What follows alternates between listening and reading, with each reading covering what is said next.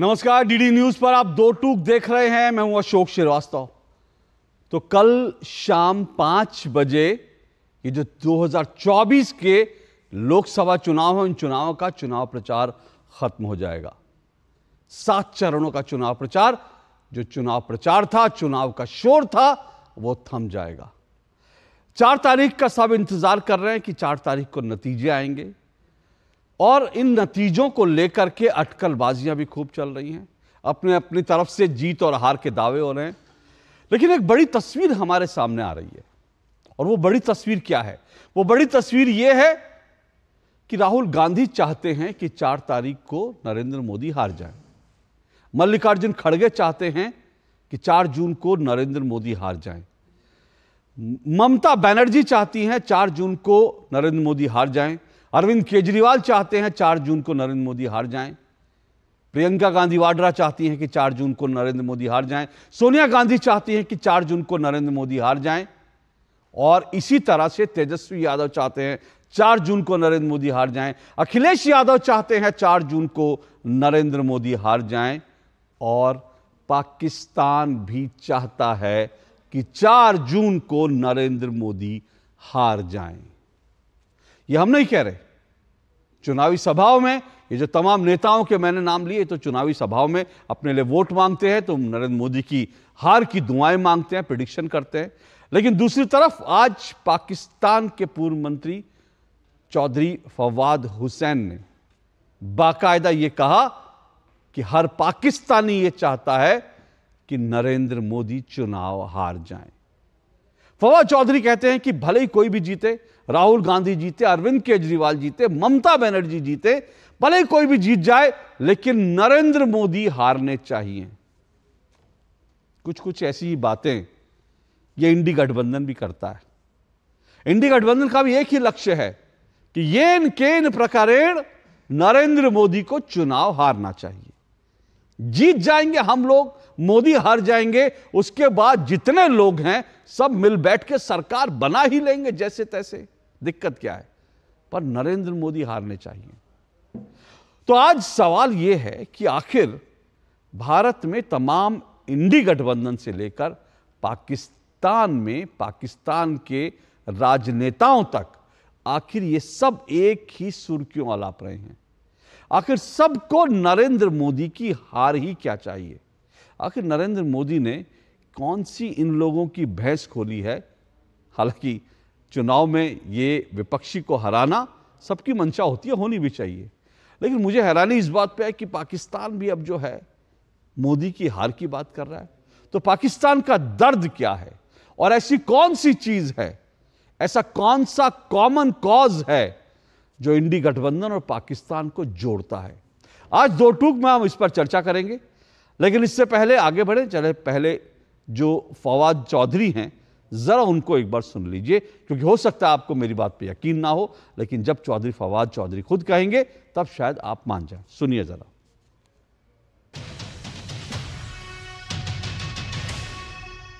ये बहुत जरूरी है कि नरेंद्र मोदी इलेक्शन में शिकस्त खाएं और पाकिस्तान में हर शख्स ये चाहता है कि नरेंद्र मोदी ये शिकस्त खाएं।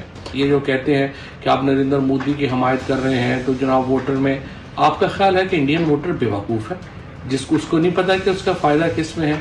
इंडियन वोटर का फ़ायदा इसमें है कि पाकिस्तान से ताल्लुकात बेहतर हों और हिंदुस्तान एक प्रोग्रेसिव मुल्क के तौर के ऊपर आगे बढ़े। और इसलिए नरेंद्र मोदी और उनकी जो कट्टरपंथी आइडियोलॉजी है उसको शिकस्त होना, इलेक्शन हारना बहुत ज़रूरी है।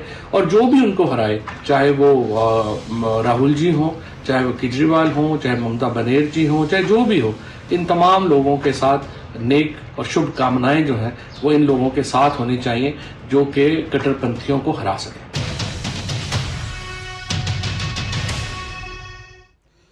तो जून 4 पाकिस्तान चाहे इंडी गठबंधन की सरकार। दो टूक में आज हम इसी पर चर्चा करेंगे, लेकिन मैंने आपको फवाद चौधरी की बात तो सुना दी। पर बड़ी बात है कि ठीक है, एक पाकिस्तान सीमा पार बैठा जो पाकिस्तान का राजनेता है वो कह रहा है कि पाकिस्तान चाहते हैं मोदी हारे, लेकिन कोई कॉमन कॉज तो नजर नहीं आता ना। अब कॉमन कॉज क्या है वो मैं आपको बता देता हूं। इंडी गठबंधन के नेता बार बार बार बार पाकिस्तान की वकालत कर रहे हैं इन चुनाव में भी। कोई कह रहा है कि हमारी सरकार बनी तो पाकिस्तान के साथ जो ट्रेड जो है बंद कर दिया गया है उसको हम रिव्यू करेंगे। कोई कहता है कि हम वाघा बॉर्डर खोल देंगे ताकि पाकिस्तान के लोग आराम से यहां आ सकें। कोई जो है पाकिस्तान को लेकर कहता है कि पाकिस्तान के पास एटम बम है, हमें उनसे इज्जत से बात करनी चाहिए। तो जो पाकिस्तान को लेकर के जो तमाम इंडी गठबंधन के नेता हैं ना, उनकी जो सहानुभूति है, उनके जो जेस्चर है, गुडविल जेस्चर है, वो भी फूट फूट के निकल रहा है। हाल फिलहाल के 2 बयान आपको सुनवाता हूं। ऐसे कई बयान सुनवा सकता हूं लेकिन डिबेट को बढ़ाऊंगा आगे। 2 बयान सिर्फ आपको सुनवाता हूं जो हाल फिलहाल के बीते 2 दिन में दिए गए। सुनिए जरा।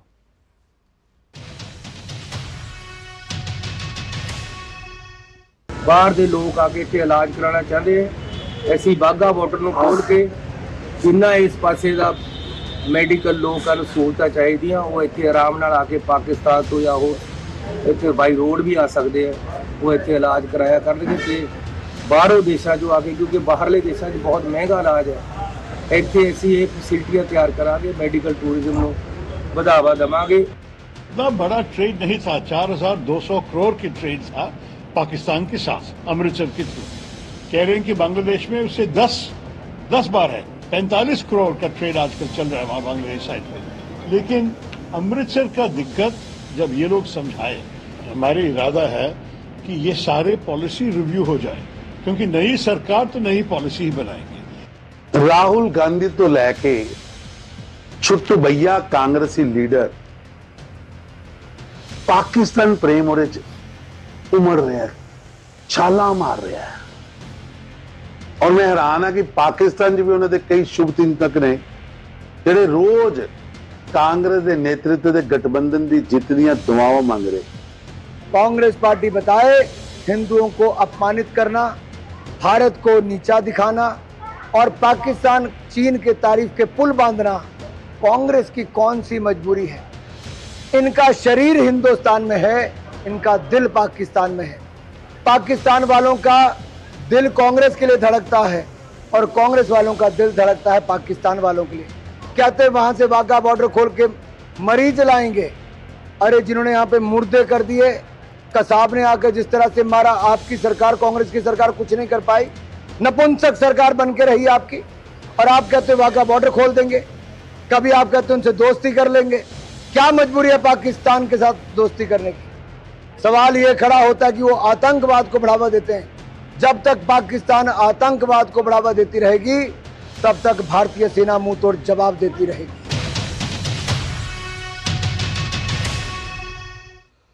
तो ये तो पक्ष विपक्ष के बयान हुए, लेकिन आपको प्रधानमंत्री नरेंद्र मोदी का एक बयान भी सुनना चाहिए। प्रधानमंत्री नरेंद्र मोदी ने इंडी गठबंधन और इंडी नेताओं का जो पाकिस्तान प्यार था और पाकिस्तान दरअसल क्यों परेशान है मोदी से, इसको लेकर भी उन्होंने अपनी चुनावी सभाओं में अपनी बात रखी। सुनिए जरा प्रधानमंत्री नरेंद्र मोदी को।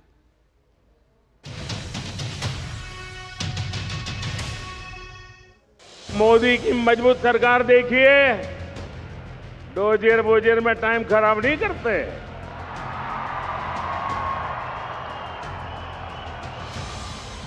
आतंकियों को घर में घुसकर मारते हैं।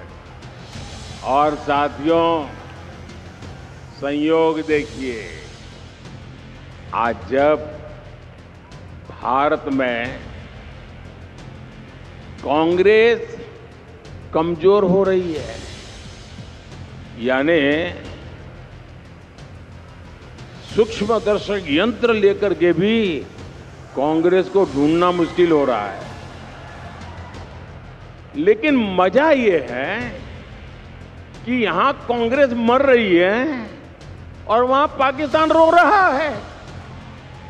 आपको पता चला होगा, कांग्रेस के लिए अब पाकिस्तानी नेता दुआ कर रहे हैं। शहजादे को प्रधानमंत्री बनाने के लिए पाकिस्तान उतावला है।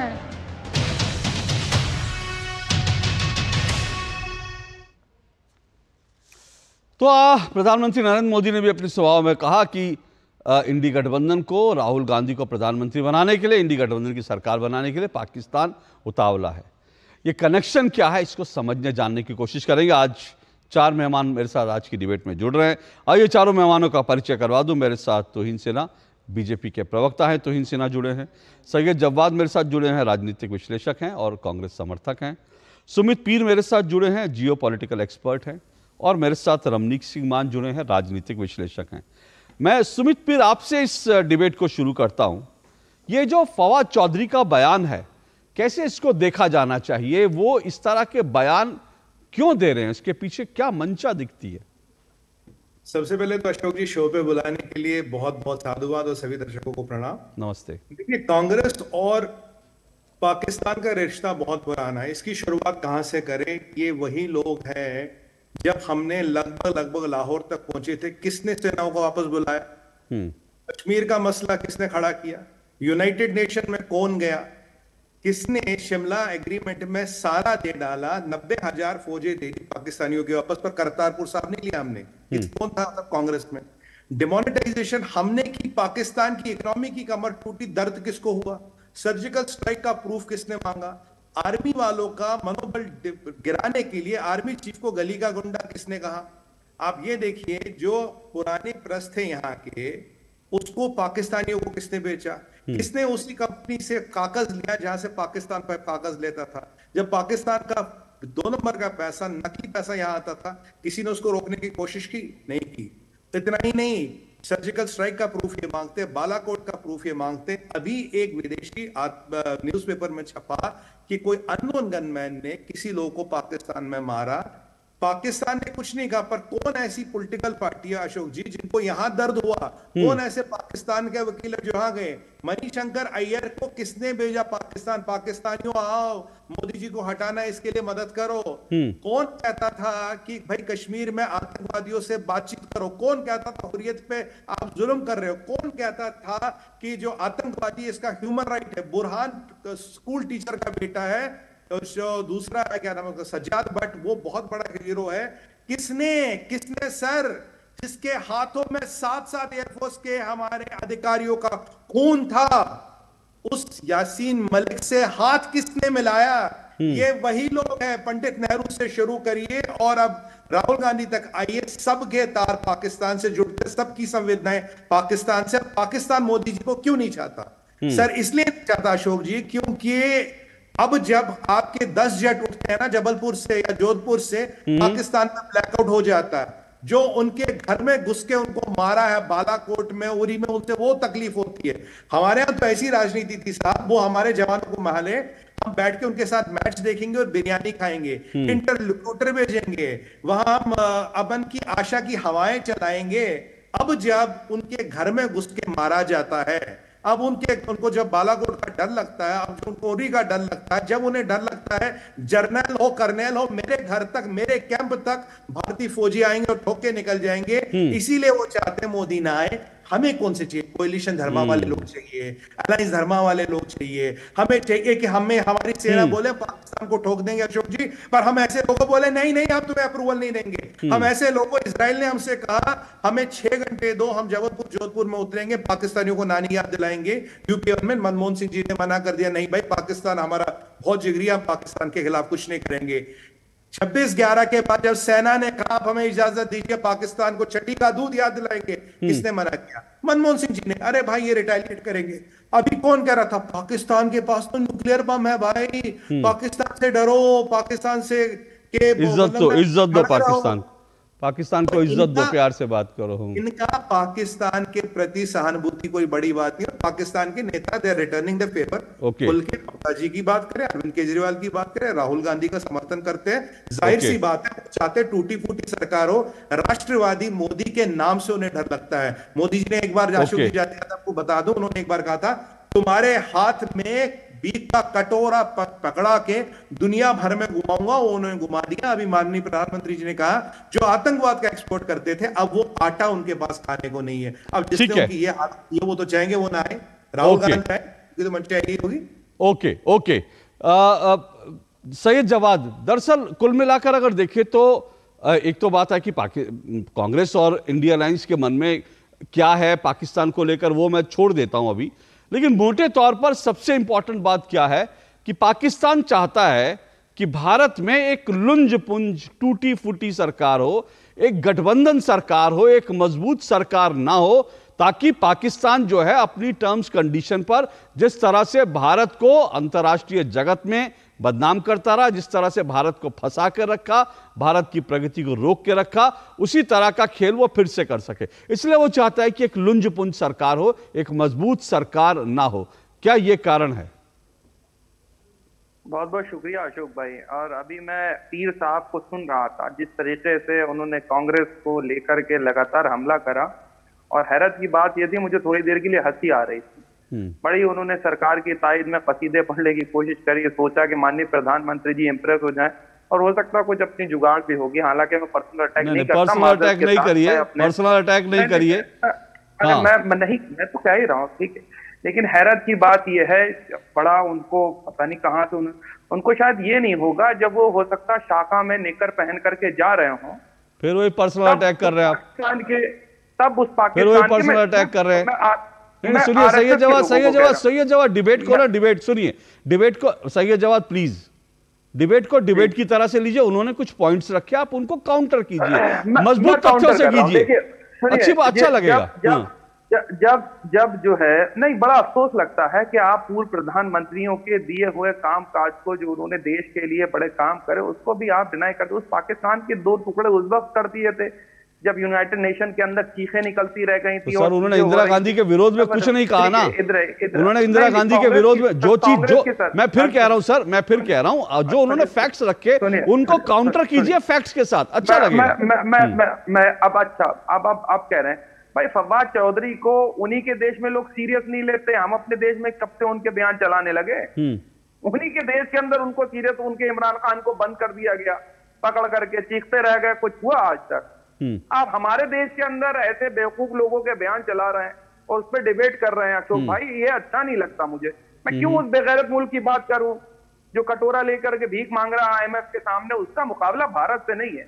भारत का मुकाबला उन विकसित देशों में से है जो विश्व पटल पे अपने आप को सुपर पावर समझते हैं। और हम भी ये चाहते हैं कि देश के अंदर, विदेशों के अंदर भारत का जो सो कॉल्ड कहा जा रहा है कि बहुत बड़ा डंका बज रहा है, जो कि नहीं बजता है, उसको देख करके मैं चाहता हूं कि भारत जो है पूरे विश्व में एक अपनी गरिमा, अपनी एक पहचान बनाता है। और उसकी पहचान ये है कि हम सर्वधर्म संभाव की बात करते हैं। हमारे इस देश का कॉन्स्टिट्यूशन और हमारे देश की जो अपनी आपसी भाईचारा है, वो देश के अंदर तमाम जगह से नतीजे जो है वो पेश कर, बड़ी बड़ी जगह पे इस चीज की बात करी जाती है। अब लेकिन भारतीय जनता पार्टी का पाकिस्तान प्रेम भी सुन लीजिए, बहुत दिल पे हाथ रखिए ऐसे करके, क्योंकि अब मैं सरकार के ऊपर प्रहार करना जा रहा हूं, बहुत दुख होगा। करिए ना सर, करिए। आपको दिल पे हाथ रख लीजिए, बड़े भारी मन पे। हो सकता मैं अभी अब शुरुआत करने जा रहा हूं, सबको तकलीफ होने वाली, हाथ रखिए। अब देखिए, हमारे देश के अंदर पठानकोट होते हैं, भारतीय जनता पार्टी के लोग बुलाते हैं ISI को, क्या हो देखो क्या हो गया, बड़ा घर में घुस के मार करने। बिल्कुल घर में घुस के गए थे माननीय प्रधानमंत्री जी, बगैर क्लियरेंस लिए नवाज शरीफ के यहाँ गए थे, मलियाबादी आम लेकर के, शॉल लेकर के। फिर जब माननीय प्रधानमंत्री जी की ओथ सरे में थी, नवाज शरीफ को बुलाया गया, बड़ा हाथ में हाथ यूं डाल करके और झप्पी पाई जा रही थी, गले लगा जा रहा था। मुझे तो समझ में आ रहा था क्या है, कौन सा पाकिस्तान प्रेम है। हैरत की बात यह है, और ये ऐसा नहीं है, जिना की मजार पे जाकर के बड़े बड़े कसीदे और तारीफे करके आने वाले भारतीय जनता पार्टी के बड़े वरिष्ठ नेता, जिनको इन्होंने बड़ा भारत रत्न दिया है कि तुम पाकिस्तान में गए थे और जिना की मजार पे जाकर के तुमने जो है बड़े कसीदे पढ़े थे, कि बहुत अच्छी बात है। ये भारतीय जनता, इन 10 साल के अंदर मनमोहन सिंह नहीं गए था, मनमोहन सिंह कभी नहीं गए। और फिर आदरणीय प्रधानमंत्री जी, हमारे देश के बड़े वरिष्ठ भारतीय जनता पार्टी के अटल बिहारी वाजपेयी जी ने बस सेवा यात्रा चालू करी और नवाज शरीफ उस वक्त थे। फिर उसके बाद हमको करगिल मिलता है, फिर ये दोबारा परवेज मुशर्रफ को बुलाते हैं, चाय पीते हैं आगरा में बैठ करके, क्या हो बात करते हैं, चीजें करते हैं। ये पाकिस्तान प्रेम भारतीय जनता पार्टी का। कंधार के अंदर कौन छोड़ करके आया था आतंकियों को, ये पाकिस्तान प्रेम की बात करेंगे। हमारे देश के अंदर RDX कौन लेकर के आया, जो हमारे जवान शहीद हुए, उसके नाम पर राजनीति किसने करी, ये सवाल नहीं पूछना चाहिए। देखिए, मन पे हाथ रखिए, मन पे हाथ रखिए, बहुत तकलीफ हुई होगी समाज समर्थकों को ऐसे करके रख करके सुना करी। और सबसे बड़ी बात, पाकिस्तान प्रेम की नजीर भारतीय जनता पार्टी के अंदर भरी पड़ी हुई, और ये शीर्ष नेतृत्व के लोग हैं। कोई छोटे लोग नहीं है कि भारतीय जनता पार्टी के बड़े नेता, आदरणीय प्रधानमंत्री जी नवाज शरीफ का हाथ में हाथ डाल करके घूम रहे हैं। ओके। और मैं आपको चैलेंज के साथ कह रहा हूं, आज तक आपने फोटो रिलीज नहीं करी कि उनकी यहाँ शादी में कौन कौन लोग माननीय प्रधानमंत्री जी से मिले, किस किस के साथ उनकी मुलाकात हुई, आज तक प्रेस के अंदर रिलीज नहीं करी गई। बताइए किस किस से जाकर के मिले, बंद कमरों में किससे मुलाकात हुई, बताइए। ओके, आपने बीजेपी के पाकिस्तान प्रेम की बात करी, बीजेपी के प्रवक्ता उसका जवाब देंगे, लेकिन एक बात जरूर है कि आपको थिएटर करने के मैं 10 नंबर जरूर देता हूं। मैं इतना कर सकता हूं कि आपने जो थिएटर किया दिल पे हाथ, क्योंकि हम में से किसी के दिल पे, सुनिए ये सुनिए, अरे सही है जवाब साहब, मैंने बिना रुक टुके आपको बोलने दिया, और मेरे दो शब्दों पर आपके दिल पर ऐसा तीर लगा कि आप जो है बेचैन हो गए। सर इतना मत बेचैन होइए, मुझे आपको 10 मिनट दिए, आपको 7 मिनट दिए, मुझे कम से कम 7 सेकंड बोलने दीजिए सर। शुक्रिया। तो मैं कम से कम पहले आपको थिएटर करने के 10 में से 10 नंबर देता हूं सर।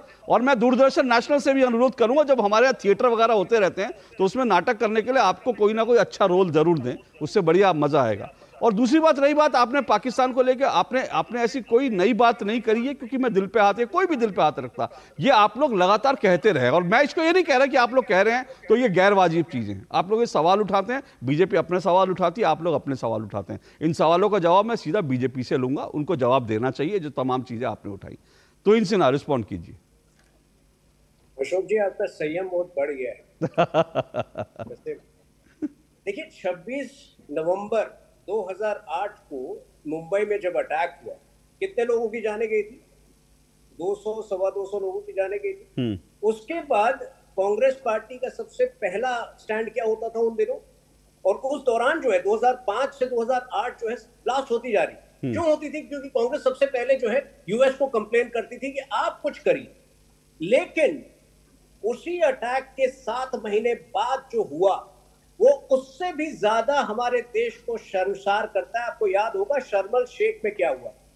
डॉक्टर मनमोहन सिंह ने अनुमति दी थी तब के पाकिस्तान प्रधानमंत्री यूसुफ रजा गिलानी को कि आप बालूचिस्तान में भारत की भूमिका यदि कोई है बालूचिस्तान में प्रॉब्लम फैलाने की, तो आप उसकी जांच करा सकते हैं। ये कितनी शर्मनाक बात थी। तो स्वाभाविक है कि पाकिस्तान वही पार्टी चाहेगा, पाकिस्तान वही सरकार चाहेगा जो हमेशा पाकिस्तान को जो है दोष मुक्त करे, जो पाकिस्तान को खुली आजादी दे कि आप जो करना चाहें आप करें, और हम जो है दोस्ताना बढ़ाने के लिए तरह तरह से डेलीगेशन भेजते रहे। तो ये तो स्वाभाविक सी बात। और यही जो है मेरे ख्याल से, अब भाई साहब कह रहे थे कि कोई फवाद चौधरी को सीरियसली नहीं लेता, कोई तो राहुल गांधी को भी सीरियसली नहीं लेता। लेकिन राहुल गांधी जो है एक पद है उनके पास, 2004 से वो एमपी हैं। फवाद चौधरी जो है वो एक एक्स मिनिस्टर रह चुके हैं। तो स्वाभाविक है कि जब वो कोई बयान देते हैं उसकी एक मंशा होती है, उसकी एक कुमंशा होती है, उसका एक इम्पैक्ट होता है, और ये बहुत दुख की बात है। मैं सराहना करता हूं कि कम से कम अरविंद केजरीवाल ने तुरंत ट्वीट करके उसकी आलोचना की, कहा कि पाकिस्तान का कोई रोल नहीं है भारत की राजनीति में। लेकिन कोई भी कांग्रेस का लीडर जो है ये नहीं कर पाया। और आज भी आपके शो के बाद अगर अगले 24 घंटे में कोई भी कांग्रेस का जिम्मेदार नेता, कोई भी पदाधिकारी यदि ट्वीट लेकर इस फवाद चौधरी की अपील की निंदा करता है, तो उससे एक बहुत पॉजिटिव मैसेज जाएगा देश में। लेकिन समहाउ मुझे लगता है कि ये अपने पाकिस्तान स्नेह से उभर नहीं पाते। ओके, लेकिन उन्होंने कुछ सवाल उठाए, उन्होंने बार बार जो सवाल उठते हैं वो बार बार जो सवाल उठाए, उन्होंने कहा कि भाई देखिए मैं उसका उत्तर देता हूं। हाँ, जी देखिए 2014 मई से लेकर 2016 जब तक ये पठानकोट अटैक हुआ था, हमने एक लंबा जो लॉन्ग रूट जो दिया जाता है ना, हमने पाकिस्तान को एक लंबी अवधि दी कि आपके पास मौके हैं, आप सुधर जाइए। और प्रधानमंत्री ने अपनी जान पर खेलकर, आपको याद होगा 25 दिसंबर 2015 को उन्होंने एक ऐसी पहल की थी जो कोई भी विश्व का नेता नहीं करता। वो गए थे पाकिस्तान, उन्होंने एक आखिरी प्रयास किया कि पाकिस्तान सुधर जाए और पीस की राजनीति, शांति की नीति को अपनाए। लेकिन 2016 जनवरी के बाद पाकिस्तान का क्या हाल हुआ ये भी विश्व ने देखा है। आज इस्लामिक वर्ल्ड के अंदर जो ऑर्गेनाइजेशन ऑफ इस्लामिक कंट्रीज है, जो 55 देशों की, उसमें कितने जो है पाकिस्तान के साथ खड़े होते हैं। क्या ये अचानक हो गया? ये हमारी डिप्लोमेटिक स्ट्रेटजीज की वजह से हुआ है। आर्टिकल 370 को जब निरस्त किया गया, खुद इस्लामिक विश्व के अंदर जो है उनको कोई सपोर्ट नहीं मिला। तो क्या ये अचानक हो गया? ये हमारी कूटनीति, हमारी चाणक्य नीति की वजह से हुआ है। तो ये कांग्रेस को समझ में नहीं आएगा। लेकिन उसी वक्त दिसंबर 2015 की ही अक्टूबर नवंबर की बात है, मनीष शंकर अय्यर गए थे पाकिस्तान और क्या कहा था ये आपको भी याद है? जी हाँ, उन्होंने गुहार की थी कि आप लोग मदद कीजिए मोदी जी को हटाने के लिए। तो हम भी आरोप लगा सकते हैं, हो सकता है कि मनीष शंकर अय्यर के बाद की गुहार के बाद ही उन्होंने पठानकोट के हमले को अंजाम दिया। तो कांग्रेस को ऐसे विषय पर मेरे ख्याल से सोच समझ कर बोलना चाहिए। उनका इतिहास 10 सेकंड दे दीजिए, एक मिनट के मुझे मैं 10 सेकंड मैं आपको 10 सेकंड नहीं पूरा समय दूंगा, लेकिन मुझे एक ब्रेक लेना है और ब्रेक के बाद रमनीक जी को इस डिबेट में लाऊंगा, फिर उसके बाद आपको रिस्पॉन्ड करने का मौका दूंगा। बने रहिए इस ब्रेक में, क्योंकि फवाद चौधरी का बयान जो है वो क्या इतना हल्का बयान है कि हमें उस पर डिस्कस नहीं करना चाहिए, जैसा सैयद जवाद कह रहे हैं। लेकिन इंपॉर्टेंट बात यह है कि वो पाकिस्तान के एक इंपॉर्टेंट शख्सियत हैं, और वो जो बात कह रहे हैं, मैं फिर कह रहा हूं, उसी तरह के बयान अगर पंजाब में चन्नी दे रहे हैं, वो कह रहे हैं कि हम जो है शशि थरूर दे रहे हैं, वो कह रहे हैं हम ट्रेड जो है उसको लेकर के जो पॉलिसी है उसको एक बार फिर से कंसीडर करना चाहिए कि पाकिस्तान से ट्रेड बढ़े। चन्नी कह रहे हैं कि हम वाघा बॉर्डर खोल देंगे, पाकिस्तान के लोग आसानी से आ जाए। तो क्या इसका पंजाब एंगल भी? आऊंगा इस पर इस ब्रेक के बाद। आज दही बड़ा खाने का मन है।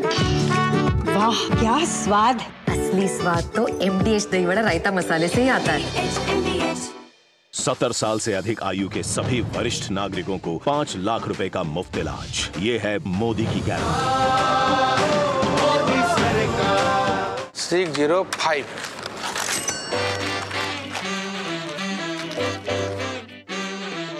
बदलो बदलो आदत बदलो।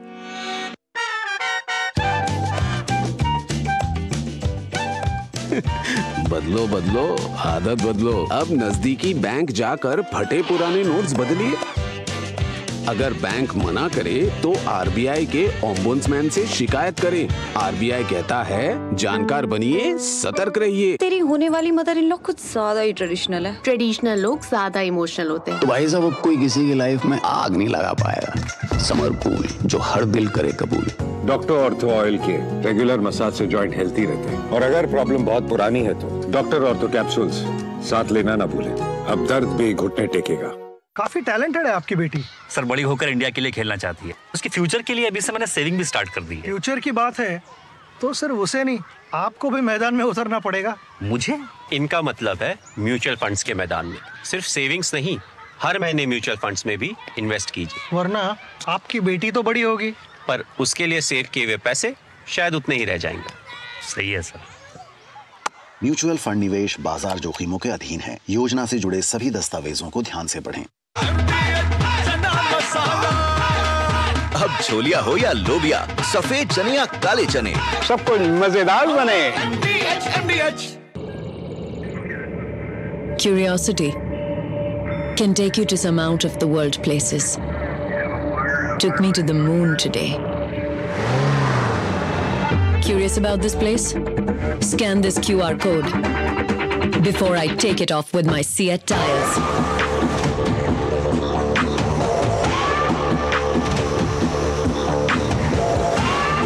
Seat, crafted for the curious. बात जब पीढ़ियों के लिए बनने वाले घर की हो तो जिम्मेदारी बड़ी हो जाती है। गैलेंट समझता है ये जिम्मेदारी। अब डबल M रिब्स के साथ गैलेंट एडवांस TMT रीबार निर्माण का रियल हीरो। तुम्हें पता है इन्वेस्टर्स के लिए एक इन्वेस्टर प्रोटेक्शन फंड होता है IPF। लेकिन अगर तुम्हारा ट्रेड एक्सचेंज पर एग्जीक्यूट नहीं हुआ या फिर कोई गारंटीड रिटर्न्स वाली स्कीम है तो ये IPF आपकी मदद नहीं कर सकता है। और अगर आपका ब्रोकर ही डिफॉल्टर बन जाए तो फिर IPF आपको कॉम्पेंसेशन दिला सकता है। कहाँ से सीखा? NSE की साइट पर। सोच कर समझ कर इन्वेस्ट कर। जीरा से प्यास बुझाए, डाइजेशन के लिए मस्त, शरीर में नमक पानी का बैलेंस बनाए। सिप सिप जीरा सिप जीरा सिप इंग्लिश का जर्नी और जीरा सिप जीरा सिप जीरा सिप। तो दो टुक आप देख रहे हैं, दो टुक में हम चर्चा कर रहे हैं जून 4 पाकिस्तान चाहे इंडी सरकार, क्योंकि पाकिस्तान के पूर्व मंत्री फवाद चौधरी खुलेआम कह रहे हैं कि भारत में चाहे अरविंद केजरीवाल या राहुल गांधी या ममता बनर्जी कोई भी आए, पर नरेंद्र मोदी नहीं आना चाहिए। हालांकि सीधी सी बात है, पाकिस्तान को इस तरह से भारत के अंदरूनी मामलों में बोलने का कोई अधिकार नहीं है, लेकिन वो उधर से बोल रहे हैं तो इधर से भी कुछ लोग सुर में सुर मिला रहे हैं, क्योंकि कुछ लोग इंडी गठबंधन के कुछ नेता अभी से बयान दे रहे हैं कि हमारी अगर सरकार आई तो हम जो पाकिस्तान को लेकर नीति है उसको एक बार फिर से उसको रिव्यू करेंगे और ट्रेड जो पॉलिसी है उसको रिव्यू किया जाएगा और साथ साथ वाघा बॉर्डर को खुलवाया जाएगा। इस तरह के तमाम बयानबाजी आ रही है। मेरे साथ 4 मेहमान जुड़े हुए हैं। तो हिंसिना बीजेपी से, सैयद जवाद है राजनीतिक विश्लेषक कांग्रेस समर्थक, सुमित पीर हैं जियो पॉलिटिकल एक्सपर्ट है, रमनीक सिंह मान है राजनीतिक विश्लेषक हैं। मान साहब, 2 चीज़ें, क्या आपको लगता है कि फवाद चौधरी जो है वो इतना हल्का नेता है, उसने बयान दिया तो हम डिस्कस करके क्या हम ओवरबोर्ड जा रहे हैं, ज़रूरत नहीं है उसको डिस्कस करने की? और दूसरी बात, ये पाकिस्तान का जो पूरा मामला है, ये पंजाब में जो चुनाव है उसमें खासकर बहुत आ रहा है, क्योंकि शशि थरूर ने भी पंजाब में ये बात बोली, चन्नी बोल रहे हैं और इसी तरह के बयान। तो पंजाब से क्या कनेक्शन है इसका? पहले तो 2-3 बातें अशोक भाई मैं आपको बताता चलूं। ये एक बहुत संजीदा, संगीन और सीरियस किस्म का एक डिस्कशन है, जहां पे एक बाहर के मुल्क का व्यक्ति, और साधारण व्यक्ति नहीं है, वो कैबिनेट मिनिस्टर रह चुका है इंफॉर्मेशन का, साइंस टेक्नोलॉजी का, पॉलिटिकल अफेयर्स का, और वो special secretary to prime minister Yusuf जो रजा गिलानी है उनके समय पे, वो special secretary to prime minister किन चीजों पे, पॉलिटिकल अफेयर्स पे और इंफॉर्मेशन पे। तो ये आम व्यक्ति नहीं है जैसे कहा जा रहा है कि साहब ये डब्बू मियां है, इनकी बात सुनने की आवश्यकता नहीं है। हाँ, थिएट्रिक्स में, तमाशे में और ड्रामा में जिस प्रकार से आज हमने आपके चैनल पे देखा है उसके लिए तो खैर full marks, but logic reasoning के साथ अगर बात की जाए तो आपने जो सबसे पहला सवाल पूछा कि आखिर दर्द क्या है, तो दर्द मैं बता देता हूं, साझा दर्द क्या है। और 3 लोगों का खास तौर पे नाम लेके उसने कहा, राहुल गांधी को, अरविंद केजरीवाल को और ममता बनर्जी को। मेरी शुभकामनाएं हैं कि वो मोदी को हराएं।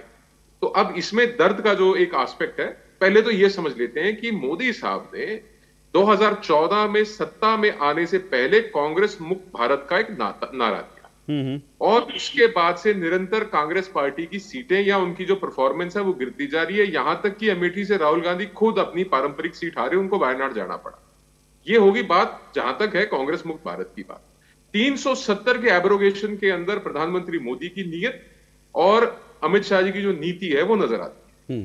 370 की एब्रोगेशन के बाद हर किस्म का जो भी एक नुक्ता था जिसके तहत ये बार बार कहते थे कि भारत का अभिन्न अंग नहीं है जम्मू कश्मीर भारत का अभिन्न अंग बन चुका है। और पाकिस्तान की जो दर्द है, उनकी जो तकलीफ है वो ये है कि 370 के एब्रोगेशन के बाद अब खुलकर पहली बार ऐसा हुआ है 75 सालों में कि भारत ये कह रहा है कि हमारा हिस्सा है पाक अधिकृत जम्मू कश्मीर, अक्षय चिन्ह, गिलगिट बाल्टिस्तान, वो हम लेके रहेंगे। और फवाद चौधरी की अगर बात माने कि पाकिस्तान का हर नागरिक चाहता है मोदी हारे, तो मैं वाजे कर देना चाहता हूं और फवाद चौधरी को यह बता देना चाहता हूं कि आपके मुल्क के अंदर जो बलोच हैं वो, जो सिंधी हैं वो, और जितने मजलूम गरीब गुर्बत से निकलते हुए एक बहुत बदतर जिंदगी जीते हुए लोग हैं, वो मोदी की तरफ देखते हैं कि ऐसा अगर हमारा वजीर आजम हो, ऐसा अगर हमारा नेता हो, ऐसा अगर हमारा लीडर हो, तो दुनिया के अंदर पाकिस्तान की भी इज्जत हो, दुनिया के अंदर हमारी भी एक बहसियत पाकिस्तानी इज्जत हो, और जो एक हालात से गुजरना पड़ रहा है, जो गुर्बत की जिंदगी, एक मुफलसी की जिंदगी जी रहे हैं पाकिस्तानी, वहां पे पूरा सपोर्ट है। और अगर आपको डाउट हो तो आप देख लीजिए कि पाक अधिकृत जम्मू कश्मीर के अंदर जो हमारा हिस्सा है वहां पे किस तरीके से मुजाहरे हो रहे हैं पाकिस्तान के खिलाफ और इंडिया के हक में। ये भी जो परिस्थिति पिछले 10 साल में बदली है, ये मोदी जी के कारण बदली है। अब आ जाते हैं जो हमारे इंटरनल एनिमीज हैं, जो 2.5 फ्रंट वॉर की बात करते हैं, उनके दर्द की, उनकी पीड़ा। तो सबसे पहली चीज यह है कि जिस पार्टी ने चाइनीज सीसीपी के साथ साइन किए हो, बेटे ने साइन किए हो, मां पीछे खड़ी हो, एक सीनियर मंत्री उनके पीछे खड़े होके वो कागज उन कागजातों के ऊपर दस्तखत करके एक एग्रीमेंट, एक मसौदा उनके साथ साइन कर रहे हैं, पहले वो सार्वजनिक कीजिए। तस्वीरें मांगते हैं, टीवी के ऊपर तस्वीरें चली हैं, तस्वीरों की बात करते हैं, आप वो साझा कीजिए कि एक दुश्मन देश के साथ जो निरंतर भारत के ऊपर मैली नजर रखता है, वो देश जब आप उसके साथ एग्रीमेंट साइन करते हैं, वो आपकी ओपन सपोर्ट करता है। राहुल गांधी जब चाइनीज एम्बेसी में जाते हैं, वहां जाके उनकी तस्वीरें जब चाइनीज एम्बेसी रिलीज करती है, तो उसको एक्सेप्ट करते हैं कि जी मैं गया था। उससे पहले वो इस बात को एक्सेप्ट भी नहीं, तस्लीम भी नहीं करते कि जी मैं वहां गया था। तो ये तो दर्द इनका। अच्छा, अब आ जाइए आप आम आदमी पार्टी केजरीवाल के ऊपर।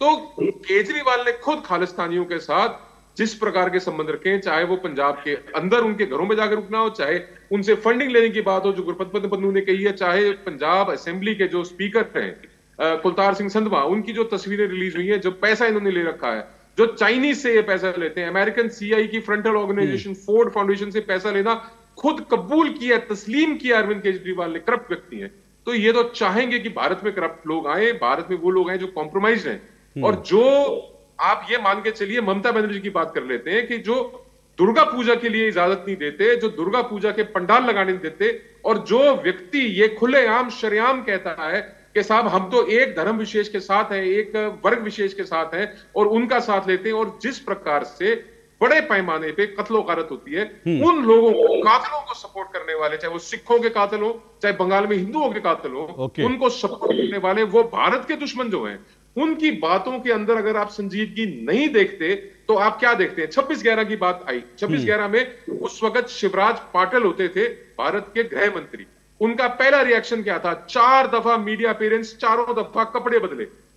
यहां पे जो हमारे मौजूदा गृह मंत्री कपड़े उतार देंगे, नंगा कर देंगे, बिल्कुल साफ, जिसे कहते हैं कि अलफ दंगा करके सामने खड़ा कर देंगे कि ये लोग, ये शख्स भारत विरोधी हैं। और उस वक्त के जो गृह मंत्री थे वो खुद कपड़े बदल बदल के आ रहे थे मीडिया के सामने। वो तो प्रधानमंत्री की बात अगर अशोक भाई 10 सेकंड हो, प्रधानमंत्री की अगर हम बात कर लें और उस वक्त के फॉरेन मिनिस्टर की बात कर लें, तो जिस वक्त हमारे सैनिकों के सिर काट के फुटबॉल खेलने का काम किया था पाकिस्तानियों ने, उस वक्त के हमारे जो फॉरेन मिनिस्टर थे सलमान खुर्शीद, उन्होंने पाकिस्तानी डेलीगेशन को बिरयानी खिलाई थी, ये उनकी। और उस वक्त पाकिस्तान से बयान आते थे मनमोहन सिंह के खिलाफ कि ये देहाती औरत जैसा इंसान है जो भारत का प्रधानमंत्री है। बोल के दिखाओ, जुर्रत करके दिखाओ आज के भारत को, नए भारत को, नए प्रधानमंत्री को, नए गृह मंत्री को, नए फॉरेन मिनिस्टर के विषय में आप ऐसे शब्दों का प्रयोग करके दिखाओ ना। धूल चटा दी पाकिस्तान को और बर्बादी की कगार पे कांग्रेस मुक्त भारत और पाकिस्तान मुक्त संसार की तरफ अग्रसर है ये देश। ओके, मैं 2 बातें कह दूं, उसके बाद मैं सही जवाब आपको रिस्पॉन्ड करने का मौका दूंगा, फिर तुहिन जी आपके पास आऊंगा। जो आपने एक दो बातें कही, पाकिस्तान के 26 जो इंसिडेंट हुआ था 26/11 का, 26/11 का सबसे बड़ी जो है, मुझे लगता है पाकिस्तान के फेवर का, पाकिस्तान के पक्ष का सबसे बड़ा कदम तो यही था कि उस पूरे के पूरे जो पाकिस्तान का प्रायोजित आतंकी हमला था उसको व्हाइट वॉश करने के लिए पूरे एक हिंदू आतंकवाद की थ्योरी गढ़ी गई थी। आरएसएस इस आतंकवाद के पीछे था, उसको लेकर एक किताब लिख दी गई थी। उस किताब को खुद जो है दिग्विजय सिंह रिलीज करने गए थे और बाकायदा जो है वो किताब लिखने वाले ने कहा था, मुझे सरकार की तरफ से जो इंफॉर्मेशन मिली, मैंने उस इंफॉर्मेशन के आधार पर यह किताब लिखी कि 26/11 का आतंकी हमला आरएसएस ने करवाया है, पाकिस्तान का इसमें कोई रोल नहीं है। एक तो ये 26/11 को मुझे लगता है सैफरन टेरर का, हिंदू आतंकवाद का एक नाम गढ़ा था जो बिल्कुल गलत साबित हुआ। मैं एग्जैक्टली वही कह रहा हूं कि 26/11 को लेकर तो सबसे बड़ा जो पक्ष था वो ये था। लेकिन चलिए, सैयद जवाद, कुल मिलाकर देखिए पाकिस्तान के अंदर कोई भी व्यक्ति नहीं बोल रहा, जो कह रहा है उसकी कुछ हैसियत है। और फिर मैं यही कह रहा हूं कि जिस तरह के बयान जो है, अगर आखिर चन्नी साहब ये तो कह रहे हैं कि पाकिस्तान के साथ हम वाघा बॉर्डर खोल देंगे, शशि थरूर कह रहे हैं ट्रेड जो है डिप्लोमेसी पर दोबारा रिव्यू होगा, क्यों होगा भाई? एक पॉलिसी आज अगर सरकार की है कि जब तक पाकिस्तान आतंकवाद नहीं छोड़ेगा तब तक ना हम ट्रेड करेंगे ना बातचीत करेंगे, उस पॉलिसी से पीछे हटने की बात आज क्यों हो रही है? क्या पाकिस्तान को आतंकवाद ने छोड़ दिया पाकिस्तान ने पूरी तरह से? नहीं, देखिए, आतंकवाद एक पूरे विश्व स्तर पर एक समस्या है और मुझे लगता है कि आतंकवाद का समर्थन मुझे नहीं लगता कोई करता होगा। लेकिन अब मैं जो बात कहने जा रहा हूं, हो सकता फिर वो बात भारतीय जनता पार्टी को, सरकार को बुरी लगी। अरे ये वो पार्टी है जिसने जम्मू कश्मीर में एक आतंकी को टिकट दिया था वार्ड चुनाव में, सैफुल्ला नाम का, वार्ड नंबर 33 से 2018 में, अपनी पार्टी में। ये वो पार्टी है जिसकी आईटी सेल में आईएसआई के लिए लोग काम करते हुए पकड़े जाते हैं। इससे बड़ा और क्या सबूत आपको चाहिए? ये वो पार्टी के लोग हैं जो आतंकवाद के अंदर, बम धमाकों के अंदर शामिल होती हैं और उनके लिए आकर के जो है समर्थन में बातें करते हैं। अगर इनमें से कोई बात निकली, कैसी हैरत अंगेज बात है, ये वो पार्टी के लोग हैं जो महबूबा मुफ्ती के साथ गठबंधन करके सरकार चलाते हैं। अरे ये वो पार्टी के लोग हैं जिनके बड़े डायरेक्टर हनी ट्रैप में फंस जाते हैं आईएसआई के, और वहां पे भारतीय जनता पार्टी के लोग चुप्पी साध लेते हैं। अरे ये वो संघ के लोग हैं जिनके ऊपर कोर्ट में हलफनामा दे करके संघ से निकले हुए कार्यकर्ता कहते हैं कि हाँ ट्रेनिंग दी जाती है इन सब चीजों की। अरे किस मुंह से आज बात करते हैं भाई, समझ में नहीं आता मुझे। पाकिस्तान प्रेम में मैंने आपको मिसालें इनकी दी, सिर्फ आतंकवाद को लेकर के मैंने आपको सिर्फ एक बात, अगर कोई सिर्फ एक बात सुनिए, सवाल कर ले जी, सुनिए। हाँ बिल्कुल, भारतीय जनता पार्टी से क्यों नहीं सवाल होगा? आप जो सवाल उठाएंगे भारतीय जनता पार्टी से सवाल होगा। ये थोड़ी है कि भारतीय जनता पार्टी, सुनिए सर, अरे सुनिए, मैं सिर्फ एक बात कह रहा हूं। एक तो मुझे एक बात समझ में नहीं आती, बार बार, मतलब मुझे कई बार अजीब लगता है, जो इंडी गठबंधन के सपोर्टर हैं, नेता हैं, वो बार बार बीजेपी पे कहते हैं कि देखिए इन्होंने पीडीपी से महबूबा मुफ्ती से वो हाथ लाया। अरे भाई वो महबूबा मुफ्ती इतनी बुरी है तो आपने उन्हें अपने गठबंधन में क्यों रखा हुआ है? आज इंडी गठबंधन में महबूबा मुफ्ती खुद हैं और आप लोग कहते हैं बीजेपी ने तो देखो पीडीपी से समझौता कर लिया था। मुझे कई बार हंसी आती, कम से कम मेरा मानना है कम से कम अपने सहयोगी को इतनी इज्जत दें कि उसका नाम कम से कम मत लें। बाकी सारे आप जो आरोप लगा रहे हैं ठीक है, लेकिन अपने सहयोगी को तो इज्जत दें जो आज आप इंडी गठबंधन का हिस्सा है, उनके लिए तो थोड़ी इज्जत रखिए। अब आप बोलिए, फिर मैं आपका जवाब जो है तो इंजी से दूंगा। देखिए, जब आपने बात बिल्कुल सही कही, विपक्ष के लोगों के अंदर माननीय प्रधानमंत्री जी को खराबियां ही नजर आती हैं और ये हमेशा से दस्तूर रहा है कि एक दूसरे पे आरोप प्रत्यारोप चलते रहते हैं। माननीय प्रधानमंत्री जी तो खास तौर पे चुने हुए मुख्यमंत्री को आतंकवादी बता देते हैं। कार्रवाई क्या करते हैं? माननीय प्रधानमंत्री जी ये भी कह देते हैं कि टेम्पो में भर भर के नोट जा रहे थे, ये अडानी और अंबानी के लोगों का टेम्पो, उसके खिलाफ जांच नहीं होती। तो माननीय प्रधानमंत्री जी की बातों के ऊपर हमें सोचना और विचार तो करना पड़ेगा कि अगर माननीय प्रधानमंत्री जी कुछ भी बोल देंगे तो उनको डिफेंड करने के लिए पूरा इकोसिस्टम काम करने लग जाए। देश के प्रधानमंत्री जी अशोक, आपके भी हैं, मेरे भी हैं, बच्चों पे क्या असर पड़ेगा हम वो बातें अपने घरों में नहीं कर सकते। मुझे हैरत की बात यह है कि माननीय प्रधानमंत्री जी सार्वजनिक मंचों से वो बातें करते हैं। क्या आप घर में जाके कह सकते हैं कि आज मैं मुजरा देख करके आ रहा हूं? नहीं, पर ये जरूर नहीं, पर ये नहीं, आपने ठीक कहा, आपने ठीक कहा। आप सुनिए, आपने बड़ा वैलिड पॉइंट उठाया।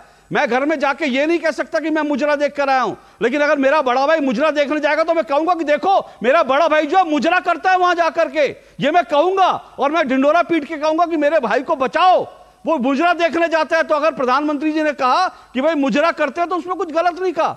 मुजरा करने का मतलब, सिर्फ मुजरा करने का मतलब वही नहीं होता जो आप कह रहे हैं। मुजरा करने का मतलब भाव समझिए क्या होता है।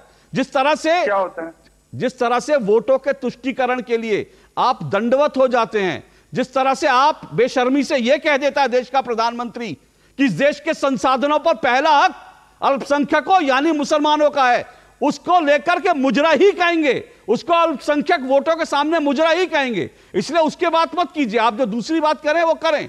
प्रधानमंत्री ने क्या कहा वो नहीं कहा, मेरा आज का डिबेट वो विषय नहीं है, मैं उसका भी हर चीज का जवाब दे सकता हूं। लेकिन जैसा तुहिन जी ने कहा कि मैं बड़ा संयमित हो गया हूं, क्योंकि मुझे लगता है आज की डिबेट ये बड़ी गंभीर डिबेट है, इसलिए मैं गंभीरता से सबको मौका दे रहा हूं।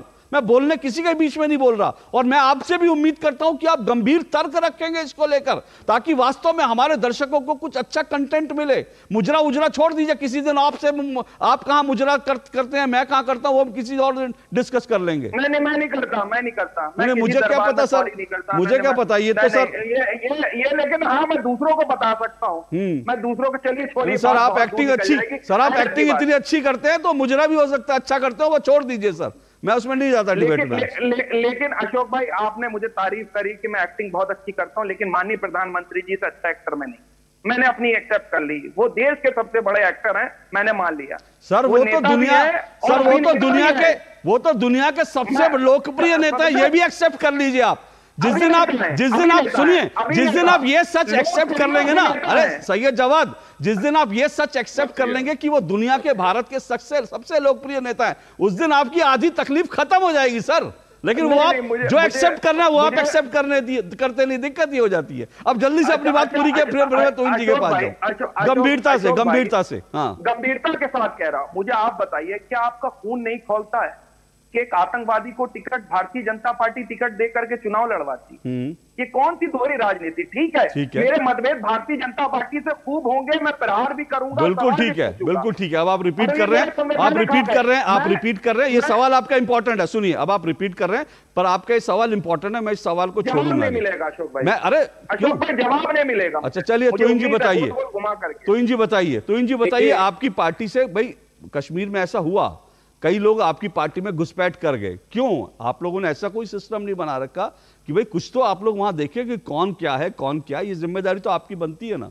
नहीं अशोक जी, ये केवल 1 या 2 ऐसे इंस्टेंस हुए हैं, और जब भारतीय जनता पार्टी जो 20 करोड़ की पार्टी है, एक मिनट बोलने दीजिए, मैं फिर कह रहा हूँ गंभीरता से, गंभीरता से, सही है जवाब गंभीरता से, सही है जवाब गंभीरता से, सही है जवाब गंभीरता से, सही है जवाब गंभीरता से, सही है जवाब गंभीरता से, सही है जवाब गंभीरता से, सही है जवाब, सही है जवाब गंभीरता से, सही है जवाब गंभीरता, सही है जवाब। मुझे आवाज नीची करवानी पड़ेगी, ऐसा मत करिए। मैंने कहा गंभीरता से डिबेट करिए, मैंने कहा गंभीरता से डिबेट करिए। जी बोलिए। अशोक जी, मैंने आपको 2-3 हफ्ते पहले कहा था कि कांग्रेसी ऐसा छोड़ रहे, कांग्रेसी प्रवक्ता अपनी पार्टी को, कि 2-3 हफ्ते में कोई मिलेगा नहीं, और आज शायद आपके शो में वो उदाहरण देखने को मिलता है। एनीवे, देखिए 1 या 2 इंस्टेंस ऐसे हुए हैं, और उसके लिए हमने इमीडिएटली गलती को स्वीकार किया और उन लोगों को बाहर किया। 20 करोड़ की पार्टी में, 20 करोड़ कार्यकर्ताओं की पार्टी में, जहां स्टेट लेवल पे, लोकल लेवल पर 1 या 2 ऐसी गलतियां हुई हैं,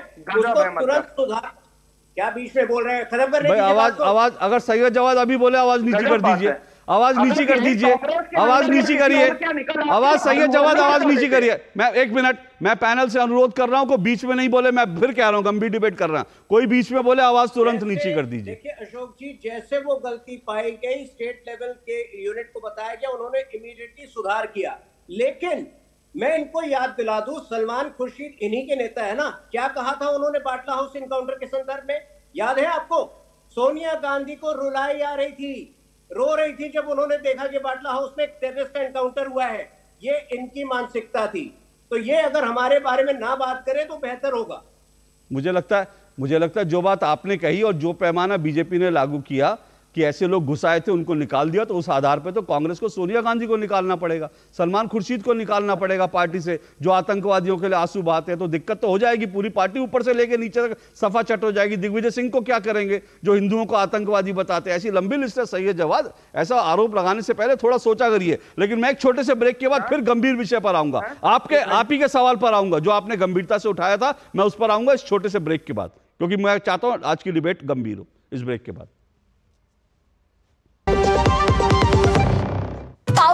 पाव भाजी को फेवरेट बनाता है MDH पाव भाजी मसाला। MDH पाव भाजी मसाला। MDH बनाए पाव भाजी लाजवाब। MDH। किसानों को जारी रहेगी 6,000 रुपए की सम्मान निधि। यह है मोदी की guarantee. Delivery boy has picked your order. अरे भाई पता है भूख लगी है। 30 मिनट का मैसेज नोटिफिकेशन आया था ना। मैसेज के सारे थोड़ी बैठ सकते हैं। कल आपने कुछ शेयर्स बेचे थे ना? हाँ, तो चेक किया? मैसेज आया तो था। सिर्फ मैसेज काफी नहीं है। आप शेयर मार्केट में कोई भी ट्रांजैक्शन करते हैं ना, तो स्टॉक एक्सचेंज से आए SMS या ईमेल को अपने डीमैट अकाउंट और बैंक स्टेटमेंट के साथ भी टैली कीजिए। बेटा भूख में ना दिमाग बंद हो जाता है। समझ कर इन्वेस्ट कर। Curiosity can take you to some out of the world places. Took me to the moon today. Curious about this place? Scan this QR code before I take it off with my Seat tires.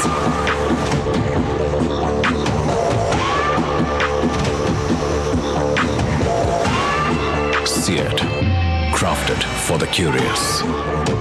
घुटना, कंधा या कमर, चाहे जैसा हो दर्द, doctor ortho आपको देता है दर्द से पूरी आजादी। ये कोई टेम्पररी पेन किलर नहीं, आयुर्वेदिक औषधि है। ये विशाल है ना, इसका सब प्रॉपर चलता है। कल उसके बैंक अकाउंट में 15,000 रुपए का फ्रॉड हुआ है, पता है? इसको तो कोई टेंशन ही नहीं होती है, देखना। टेंशन क्यों? मेरी कोई गलती नहीं थी। फिर भी फ्रॉड होने पर मैंने तुरंत बैंक को इन्फॉर्म कर दिया। RBI कहता है अगर आपके अकाउंट से किसी ने धोखे से पैसे निकाले हैं तो बैंक को जल्द से जल्द इन्फॉर्म कीजिए। 3 दिन के अंदर इन्फॉर्म किया तो कोई नुकसान नहीं होगा। जितना लेट करोगे उतना ज्यादा नुकसान। और सुन, सब चलता नहीं है, प्रॉपर चलाना पड़ता है। आरबीआई कहता है जानकार बनिए, सतर्क रहिए। अब तक टेस्टी राजमा बनाना नहीं आया। बिना MDH राजमा मसाला के टेस्टी राजमा कैसे बनेगा? MDH राजमा मसाला। क्या स्वादिष्ट राजमा बनाए। MDH। बात जब पीढ़ियों के लिए बनने वाले घर की हो तो जिम्मेदारी बड़ी हो जाती है। गैलेंट समझता है ये जिम्मेदारी। अब डबल M रिब्स के साथ गैलेंट एडवांस TMT रीबार, निर्माण का रियल हीरो। MDH का किचन किंग किचन में हो तो हम सब कुछ बना सकते हैं। बैंगन का भरता, आलू गोभी, भिंडी मसाला और भी बहुत कुछ। MDH। चलो दो टूक आप देख रहे हैं। सुमित पीर, एक बहुत गंभीर सवाल जो बार बार उठता है ऐसी तमाम डिबेट्स में कि भाई प्रधानमंत्री नरेंद्र मोदी पाकिस्तान गए, बिना बुलाए चले गए, क्या इसके पीछे कोई स्ट्रैटेजी थी? क्या इसके पीछे कोई सोच थी? क्योंकि इसको बड़े हल्के अंदाज में राजनीतिक बहसों में बता दिया जाता है, लेकिन जहां तक मेरी समझ है इसके पीछे एक बहुत गहरी सोच थी। देखिए अशोक जी, जब प्रधानमंत्री बने तो हमेशा एक कहावत है, you should give peace a chance. शांति को एक मौका देना चाहिए और दिल खोल के देना चाहिए। मोदी जी की स्ट्रैटेजी है पहले बात, उसके बाद लात। जब बात से बात नहीं बनी और तब लात वाली राजनीति शुरू हुई। दुनिया के सामने जियोपॉलिटिकली पूरे इस्लामिक कंट्रियों को दिखाइए, यूरोप की बात करें, अमेरिका की बात करें, रशिया की बात करें, हर एक को प्रधानमंत्री जी ने कहा मैं वहां गया, उनकी शादी में शामिल हुआ, गुडविल से गया, उनके माता पिता का सम्मान किया, उनका सम्मान किया और उन्हें बोला भैया तुम सुधर जाओ। अगर उसके बाद भी आपकी मानसिकता नहीं सुधरी जो गजवा हिंद वाली है, तो फिर आपको जवाब उसी तर्जे में दिया जाएगा। उसके बाद हमने पूरी भी किया, बालाकोट भी किया। अभी देखिए आतंकवादी मरते जा रहे, पता नहीं कौन मारा, सब महाकाल की इच्छा, हमने तो कुछ नहीं किया। पर ये देखिए आज डर इतना लग रहा है कि आतंकवादी पाकिस्तानों की जेल में छुप छुप के बैठे हैं।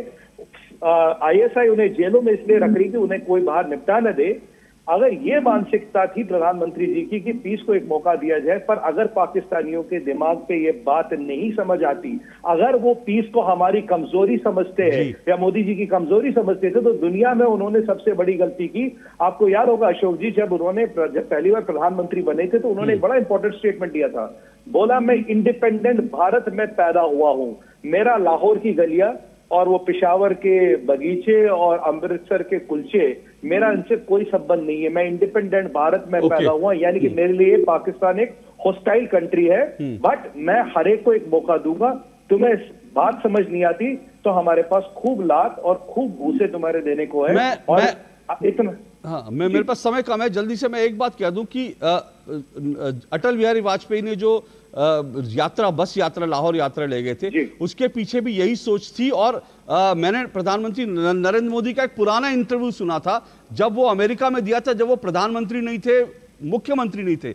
उन्होंने तब ये कहा कि अटल जी ने जो यात्रा निकाली उसके बाद अमेरिका ने पहली बार ये मानना शुरू किया कि भारत आतंकवाद नहीं फैलाता, पाकिस्तान आतंकवाद। ये स्ट्रैटेजी थी इसके पीछे, और वो स्ट्रैटेजी जो है ये कुल मिलाकर थी जो प्रधानमंत्री नरेंद्र मोदी ने भी किया, और उसके बाद पाकिस्तान का हश्र अंजाम हम देख रहे हैं। रमनीक जी जल्दी से रिस्पॉन्ड कीजिए। जी देखिए, खून खोलने की बात के ऊपर मैं जवाब दूंगा। पहली चीज तो ये, खून तब खोलता है जब 11 अगस्त को बलूचिस्तान आजाद होता है। उससे पहले शाह अफकलात नेहरू से कहते हैं कि भी हम भारत का हिस्सा बनना चाहते हैं, वो रिफ्यूज करते हैं, बार बार संदेश देने के बाद रिफ्यूज करते हैं। अगली बात आती है जब गवादर के पोर्ट की बात आती है, गवादर का पोर्ट कतर से खरीदने की बात आती है, तो भारत मना कर देता है, नहीं तो वो गवादर का पोर्ट जो है वो आज भारत का हिस्सा होता है। तीसरी बात है कि जब तिब्बत को हाथ से चला जाता है तो नेहरू उसको एक्सेप्ट करते हैं, खून खोलता है इन बातों पे। चौथी बात आती है जब अक्साई चिन छीन लिया जाता है, पाक अधिकृत कश्मीर POK जब चला जाता है, गिलगित बाल्टिस्तान चला जाता है, तो नेहरू ये कहते हैं कि not a blade of grass grows there, वहां पे घास का तिनका नहीं उगता, उस जमीन का करना क्या है। तो उस बात पे भी खून खोलता है। एक समय ऐसा था जिस वक्त खाड़ी के देशों के अंदर भारत का रुपया चलता था, उस वक्त जो तत्कालीन प्रधानमंत्री इंदिरा गांधी थी, उन्होंने भारत के उस रुपए को विड्रॉ किया खाड़ी के देशों से। आज कुवैत की करेंसी भारत से आगे है, कई मुल्कों से, डॉलर से, पाउंड से ऊपर है। वो एक ऐसा वक्त था जब उनके पास अपनी करेंसी नहीं थी, भारत का रुपया वहां चलता था। ऐसे हमारे संबंध थे। इन चीजों को खून खोलता है। खून खोलता है जब कांग्रेस पार्टी राम मंदिर का बॉयकॉट करती है, तब खून खोलता है। CAA की खिलाफत करते हैं, जो हिंदू सिख भाई वहां पे बहुत जैन रह गए, जब वो भारत में आना चाहते हैं, नागरिकता हासिल, जब उसकी खिलाफत कांग्रेस करती है, तब ओके सर मेरे पास समय बिल्कुल नहीं है, मेरे पास समय बिल्कुल नहीं है। 30 सेकंड में सही है जवाब आपको, उसके बाद 30 सेकंड तो इनसे ना 30 सेकंड सही जवाब जल्दी से। देखिए फवाद चौधरी की औकात जो है वो पूरा देश जानता है कि क्या है और उनके देश के अंदर क्या है, लेकिन उनके औकात तो राहुल गांधी एक minute sir, Ramneek ji please मेरे पास समय नहीं है सर, मेरे पास समय नहीं है बिल्कुल, एक मिनट ओके सर, मेरे पास समय बिल्कुल नहीं है, जल्दी से सही जवाब। इमरान खान ने उनके आका फवाद चौधरी के आका इमरान खान ने 2019 में कहा था कि माननीय प्रधानमंत्री जी नरेंद्र मोदी अगर दोबारा 24 मार्च 2023 हिस्सा नहीं है। ओके तो इनसे ना लास्ट रिस्पॉन्ड 30 सेकंड तो इनसे ना। देखिए कांग्रेस को अपनी मानसिकता बदलनी पड़ेगी। अगर आप विजय वडेट्टीवार के बयान को भी अलग कर दे, अगर आप चन्नी के बयान को भी अलग करते हैं, तो कम से कम शशि थरूर से तो एक पढ़े लिखे व्यक्ति से आप अपेक्षा रखते हैं कि जब वो फॉरेन मीडिया में आर्टिकल लिखते हैं तो कश्मीर को इंडिया एडमिनिस्ट्रेड कश्मीर ना लिखे। बिल्कुल चलिए ये सारे सर मेरे पास समय सुमित जी माफी चाहता हूं, समय मेरे पास बिल्कुल नहीं है, लेकिन कुल मिलाकर मैं कह रहा हूं कि ये जो फवाद चौधरी का बयान इसको इतने हल्के में भी नहीं लेना चाहिए और इसका विरोध करना चाहिए। लेकिन बड़ी बात यह है कि विरोध सब पार्टियों को, अगर जिन जिन का नाम लिया उनको चाहिए कि फवाद चौधरी को आईना दिखाए कि हिंदुस्तान मजबूत है, कोई भी पार्टी आए जाए, तुम्हारा कोई मतलब नहीं है हिंदुस्तान के मामलों में बोलने का। लेकिन इसको लेकर उस तरह के स्ट्रांग बयान इंडी गठबंधन की तरफ से अब तक आए नहीं है, इसलिए डिबेट इंपॉर्टेंट हो जाती है। बहुत बहुत शुक्रिया मेरे सभी मेहमानों का दो टूक में आज जुड़ने के लिए। कल आपसे मुलाकात होगी, फिलहाल इजाजत दीजिए, नमस्कार।